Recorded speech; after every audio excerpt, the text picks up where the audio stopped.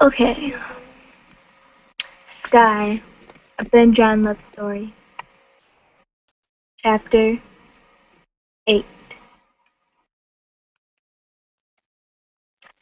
I hid behind the hedge, gripping the knife firmly in my hand. I crept forward slowly, but I ran. I ran after it, knowing I would lose it if I didn't get it now. It stopped and stood on its back legs, looking around it. Cute, I thought. Oh, what am I saying? I jumped forward and caught it under my arms. It squirmed, but I held it with one hand and raised my knife. It was slipping through my hands, so I brought the knife down quickly. Hopefully, it was painless. I held it upside down by the legs and returned the leg I'd seen. It's been 2 days since I had entered the maze. I had to start fending for myself. I sat on the edge of the lake and made a long incision down the rabbit's stomach. I squinted and I squinted as I gutted it, letting the entrails fall into the hole I dug. Gross. I thought I was going to vomit again. When all the guts and organs were gone, I started skinning it. I didn't know which one to do first, skinning or gutting. I never really needed to do anything like this before. The feeling of the knife cutting off the skin was disgusting. I wanted to throw it and scream, but that would cost me dinner, so I didn't. I decided to take a break. The rabbit kinda lost my appetite. I looked at my reflection in the lake. It wasn't completely visible because the sky had started to darken. I dipped my hands in the cool water and washed my face, staining my hands with blood that was constantly falling from my eyes. The first day in the maze, I literally couldn't stop crying. I missed everyone so bad, and even though one of my abilities was to teleport, Slendy hadn't taught me that yet. Of course, I regretted not telling him to teach me it first thing. I finished skinning the rabbit and washed it off the blood in the lake. I looked to the fire on my far left. The water was done. I took the bucket I made from wood and drank down some of the water, saving the rest for later. I returned to the lake and continued washing the rabbit, but the blood wasn't coming off. I found that my tears kept falling on it, and laughed at my stupidity. I wiped the tears off with more water and brought the meat over the fire, leaving it to cook. I sat in front of it, bringing my knees to my chest. I missed everyone so much. I missed Ben and his impossible video games. I missed Jeff and his horrible cooking. I missed Masky and his dirty jokes. I missed Slendy, Hoodie, Jack, everyone. I stood up and thought deeply. I tried to picture the mansion as best as I could. "Come on," I whispered to myself, holding the knife tightly while clutching my other fist. Come on, please." Nothing. I cursed under my breath and returned to my previous position in front of the fire. I'd attempted to teach myself to teleport several times, but the furthest I've ever got was a couple feet in front of me. At least I got that far. Maybe in a year or two I'd be able to get to the mansion. I heard a sound behind me, and my head snapped in the direction of the sound. It was one of the creatures Meredith has created. This maze This maze was like a living hell. It was full of Meredith's creations and nightmares. The creatures didn't see me yet. It only saw the fire, so I snuck up behind it and dug my knife deep into its skull. It whimpered slightly and fell to the ground. I remember the last time I encountered one of these in the maze. I had tried eating it. Its meat made me really sick. I went to the fire and flopped the rabbit meat over. Being in the maze was like being in a nightmare, and I couldn't wake up. I missed everyone else like crazy. It was torture. Food wasn't common, and I had to eat in small portions. Sometimes I even had to eat the leaves from the hedges. They weren't that bad. In the morning, the sky looked almost always cloudy, but it rarely rained. It rained once, giving us all the chance to collect as much water as we could. At night, there was always a fog and a mist over the lake. A fog and mist over the lake. Most of the time it would be a little windy and I would always be paranoid. The noises, the wind whispering in my ear at night, it was horrible. I cried myself to sleep every night since I was here. I kept exploring the maze every day until I found the lake. I decided to take there. I decided to stay there for a while, hoping someone would come to me. But now I was really worried about what I was really worried about was that they'd pass me and kept walking, and if I didn't keep going, I'd never find them. Them being Ben and Jeff. I knew they were somewhere in the maze with me. I was on the edge all the time, blood straining my cheeks from the constant crying all night. I wondered what Sunday was doing to help me now. Was he sending out search parties? Maybe he could get Meredith to show him the maze. I snapped out of my thoughts and cut the meat in half. It was red. It was still red from the inside. Stupid rabbit. I put the two separate pieces back on the fire. That way I could tell if it was done easily. I lay on my I lay on my back and started humming to myself. I realized no one was going to hear me, and frankly I wasn't afraid of those creatures. I didn't have a name for them yet. So the humming slowly turned into soft singing. My sister had always told me I had a beautiful singing voice. I sang to myself a bit louder, the fire crackling beside me. The sky was completely dark and the moon came out from behind the clouds. It was all quite beautiful, but I did wish I had someone to keep me company, other than the dead body that was staring at me from behind the hedge. Ben's point of view. I kept on walking, taking one more gulp of the water I had collected during the raining. It had only rained once since we were here, and I collected a lot. I stopped in my tracks when I heard some faint sighing in the distance. I hoped it wasn't that bitch Meredith toying with us, but the voice sounded familiar. I didn't care. I was desperate to find someone else. I ran beyond the dead body and saw light coming from a fire. Damn, why didn't I see that before? Next to a lake was the fire. Next to the fire, thinking to herself, the sky. She looked beautiful in the light of the flames. I didn't want to scare her, but I really didn't know how to approach her without startling her at first. I walked to her slowly. She didn't notice me. She kept singing. I should have stayed behind, listened to the rest of the song. Her voice was beautiful, angelic even. I kept walking towards her, but I stepped on a twig. It crushed beneath my foot and Sky jumped to look at me. Her eyes widened in relief as she saw me and ran to me, her arms extended. Sky's point of view. I kept on singing until I heard a twig snap. I got up, but it wasn't a creature or anything else. It was Ben. Relief took over my body completely as I ran to him, embracing him in a bone-crushing hug. He smiled and wrapped his arms around me. It was so good, finding out that I wasn't alone, that I had someone with me now. I pulled out from the hug and found myself laughing hysterically. "How did you get here? I'm so happy to see you," I said. I didn't really know what to say, but hugged him again. He laughed, hugging me back. I didn't pull away for what seemed like hours, but when I did, I allowed him to sit next to me by the fire. I took off the rabbit's meat and laid them on my jacket. I had taken off I had taken off and placed on the ground. If only I had salt, but it would have to do.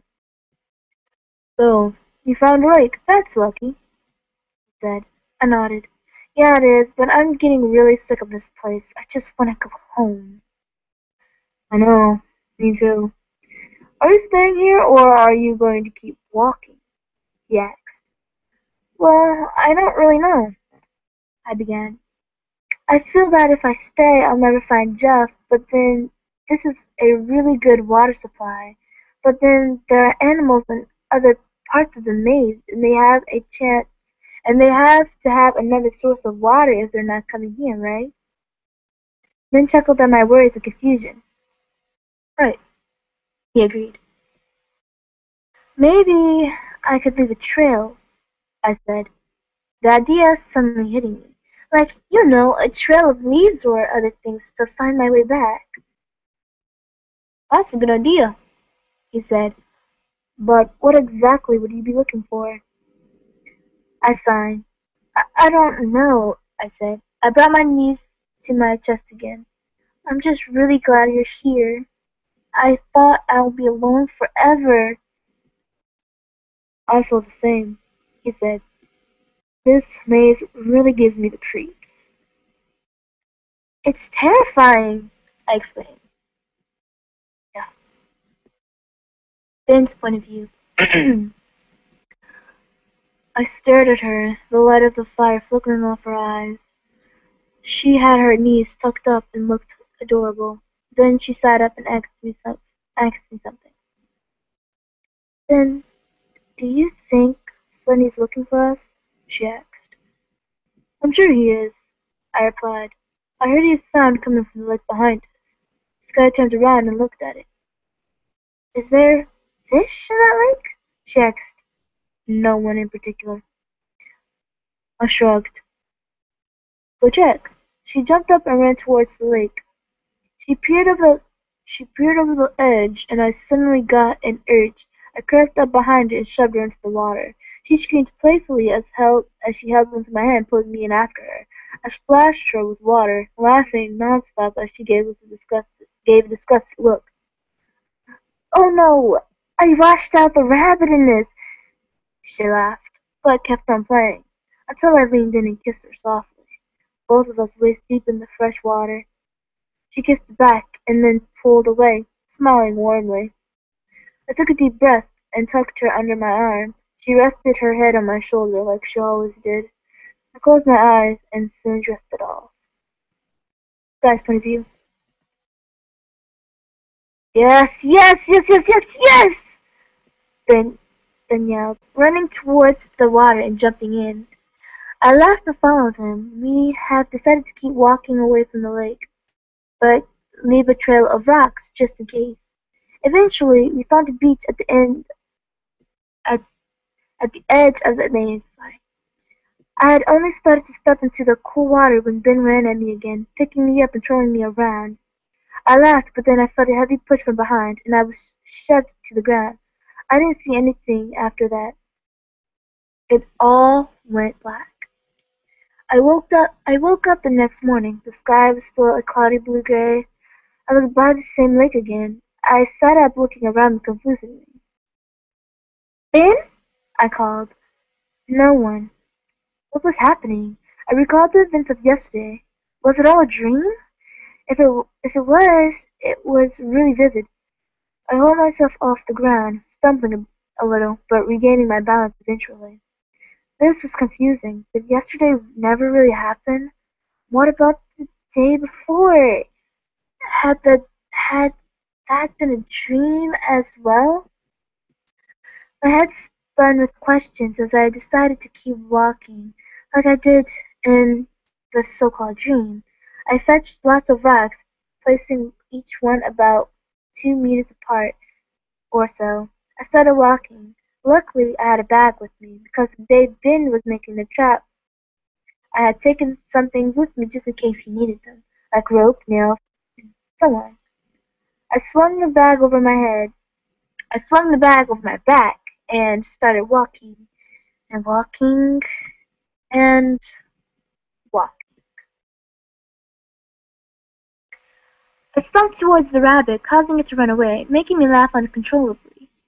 It had been a month, and still I had seen no one. I lost hope completely and started making long journeys through the maze, going back to the lake after each journey to get more water. I gave up on the rabbit and walked back to the lake. I had started to think I was going mad, but that wasn't going to happen. I saw a figure standing by the lake, staring blankly ahead of it. It could have been one of my hallucinations, which I had been getting a lot lately. I walked towards it anyway, going right through it and stumbling into the water. I got right back on my feet, looking behind me. The figure wasn't there, just my mind acting up again. The sky was dark already, and the fire I had started was still going. Then there was a little girl sitting by it, resting her head in her hands. She had curly black hair and a very cute face. She looked up at me when I walked over to her, sitting down next to her. "Sing to me," she said. I took a deep breath and began to sing a lullaby me and Lana used to sing. Roses and a snowstorm, fire and the sea, angels up in heaven watching over me. Take my hand and follow, your wings will never last, running through the meadow, escaping from our past. Ben's point of view. I followed her voice. She had to be here somewhere. I stopped behind the corner of a hedge, watching her sing to herself. She had the most beautiful, angelic voice I've ever witnessed. I stayed in the place, waiting till she finished her lullaby. Then I saw her look infinitely ahead of her, like she was singing for someone who wasn't there. "Did you like it?" she asked. I frowned as I realized she was talking to no one. She smiled and reached out a hand, but then finding out there was no one there, screamed and stood up angrily, pacing back and forth. I saw a creature crouching down, ready to pounce at her, but before I could run and kill it, it jumped, knocking her out. Guy's point of view. I opened my eyes later to see myself lying on the very same beach in my dream, but there was a shelter above me. I was lying on the warm sand, big leaves folded into a pillow for my head. I felt a sharp stinging pain on my upper arm. I looked to see it was wrapped up with some torn green cloth. I looked to see Ben sitting on my right. There was blood splatter in his clothes, his eyes were bloodshot, and his hair was ruffled. In other words, perfect. I sat up against a tree trunk, which I was surprised about. I hadn't seen a single tree in the maze since I first entered. My shoulder hurt, and I squinted as I laid my finger gently over the cut. I had seen Ben next to me. I just thought he was another hallucination. I stared into his reddish eyes. He said nothing, just simply stared back. His thoughts echoed in my mind. That's how I knew he was real. I noticed that when I thought I saw him in my dream, I couldn't read his thoughts. Just to make sure, I reached out my arm, the one that didn't have a hole in it, and ran my hand through his hair. He wasn't wearing his green hat, so I could explore his locks freely.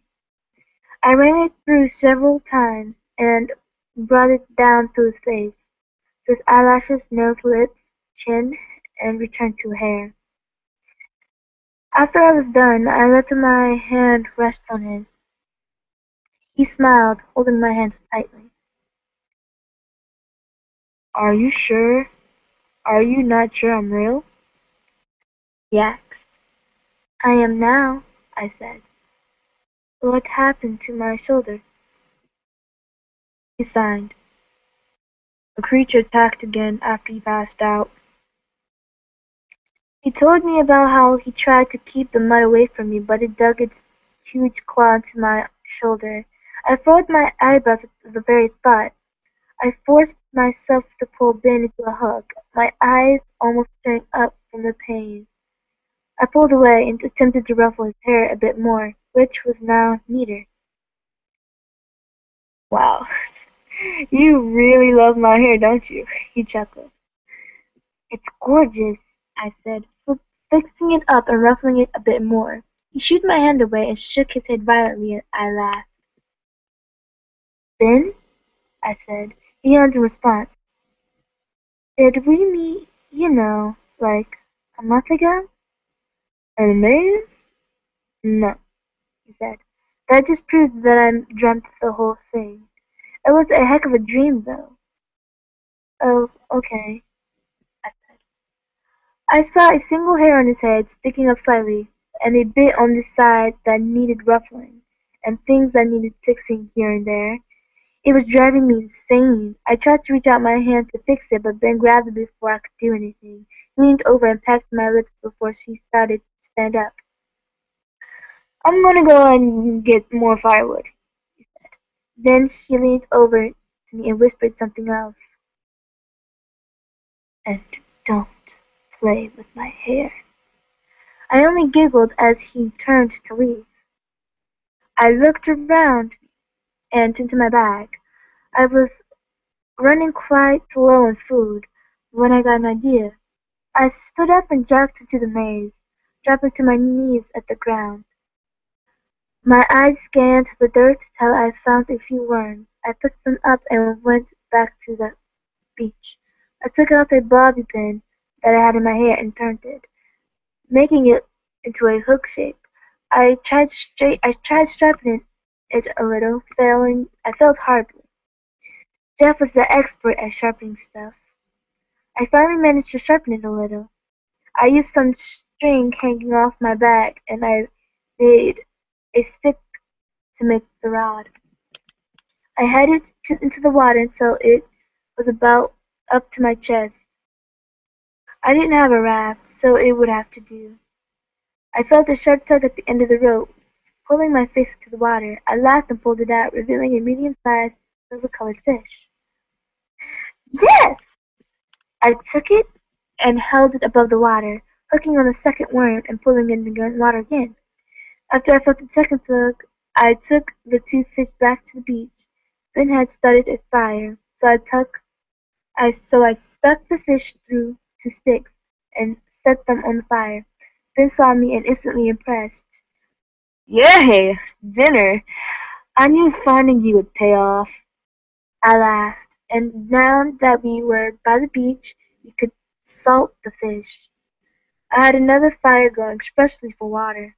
I was evaporating the salt water and condensing it into a bucket, leaving the salt where it was. I did like science in the sixth grade. I knew what to do. After a while, we started to smell the smell of freshly cooked fish. Is it time to take it off now? Ben asked me, as I was observing the fish. I don't know. I never cooked fish before, I said, but I took the fish off anyway. I put them on these big leaves, thankfully. While Ben was gathering wood, he found a banana tree and we used the giant leaves as plates, and we picked all the bananas off the tree as well. I cut the fish open and it was perfectly cooked on the inside. We had quite a feast. It was great. After that, we lay under the shelter again with my head on Ben's chest, with his arm around me. I felt like we were back in the mansion. Closed my eyes and fell asleep almost immediately. I woke up to the sound of Ben and Jeff talking. Wait, Jeff? I opened my eyes quickly and saw them both, with huge smiles on their faces. Jeff's smile couldn't get any bigger.